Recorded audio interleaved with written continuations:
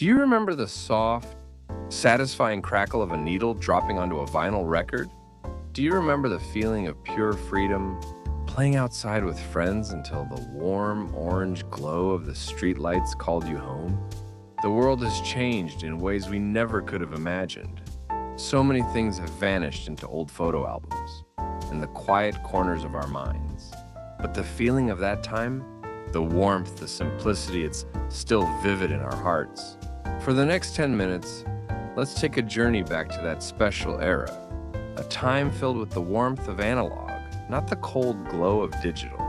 Let's travel back to the 1970s. Please stay tuned. Our journey begins with the first fragment of memory, the music. Today, you can hold every song ever made in the palm of your hand. But in the 70s, music wasn't just a sound, it was a ritual, a tangible piece of your world. It all started at the local record store. With the allowance you'd saved for weeks clutched in your hand, you'd search through stacks of album covers like a treasure hunter. The album art itself was a masterpiece, a 12 by 12-inch portal to another world. You'd hold it, study the lyrics, print it on the sleeve, and absorb every detail before the music even began. The thrill of tearing open the plastic wrap back home, the unique smell of a brand new record, and then the careful ritual wiping the vinyl clean, placing it on the turntable, and holding your breath as you lowered the needle onto the groove. And with that gentle crackle, the music would begin. And you were transported into a world of your own. The small effort of having to get up and flip the record over to side B wasn't an inconvenience. It was part of the romance of listening, a small intermission in your private concert. On the road, the clunky 8-track tape was the soundtrack to every family trip. The sound quality wasn't perfect, and sometimes the tape would get eaten by the player. But with the windows down and the wind in your hair, those songs were the sound of freedom itself. You couldn't just skip a song. You were in it for the whole ride. And who could forget the radio? Waiting patiently, sometimes for hours, for the DJ to finally play your favorite song.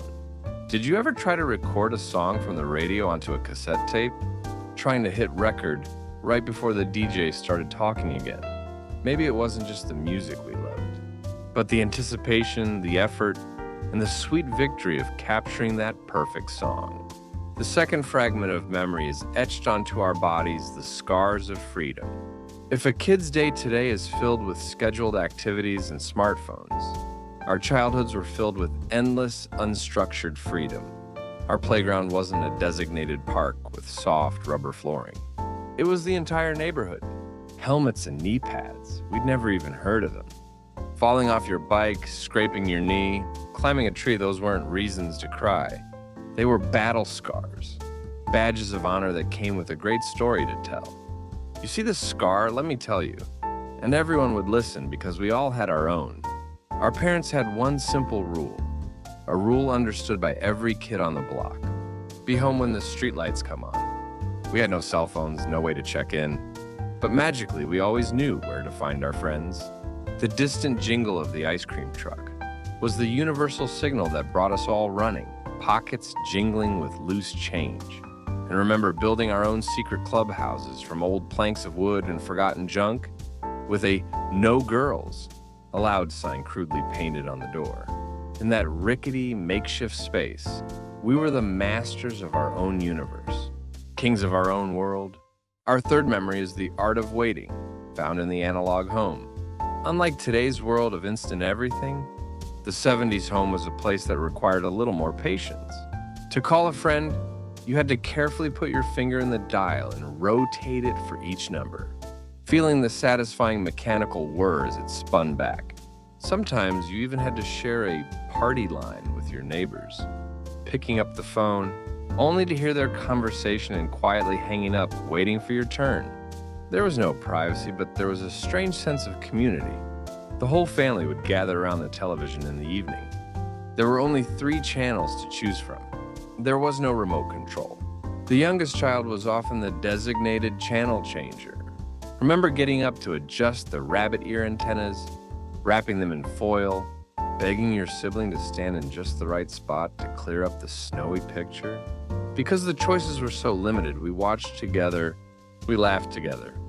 And if you had a question, the answer wasn't on Google.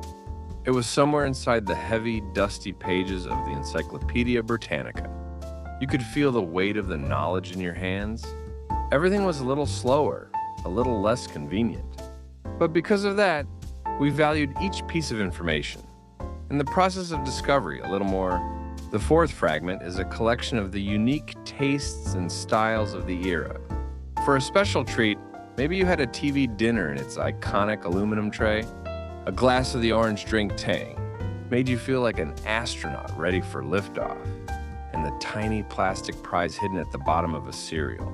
Box a whistle, a decoder ring was the biggest reason to wake up in the morning. Out on the streets, a sea of bell-bottoms flowed with every step. Men's hair grew longer, past their shoulders. Bold, patterned shirts made of polyester that never wrinkled, and dizzyingly high platform shoes that made every step an adventure. It was our quiet rebellion, a vibrant symbol of our youth. The supermarket aisles weren't so complicated back then. Milk was just milk. Cookies came in a few simple varieties. But in that simplicity, we found a satisfaction that was easy to enjoy. Our final fragment of memory takes place on the open road. What was a road trip like before smartphones and portable games? Without even a seatbelt in the cavernous back of the family station wagon, where the vinyl seats would stick to your legs on a hot summer day. We were free to stare out the window at the world passing by. Endless cornfields, signs for towns we'd never heard of, and the sunset stretching across the horizon. Sure, maybe we fought with our siblings or played endless rounds of I Spy and the license plate game to pass the time. We made faces at the people in the cars next to us, hoping to get a reaction. Guided by a worn-out paper map instead of a GPS, every wrong turn was part of the story. An unexpected detour that sometimes led to the best memories. Every moment on that open road was an unforgettable adventure. Of course, not everything about the 70s was perfect. It was inconvenient and sometimes even a little bit dangerous.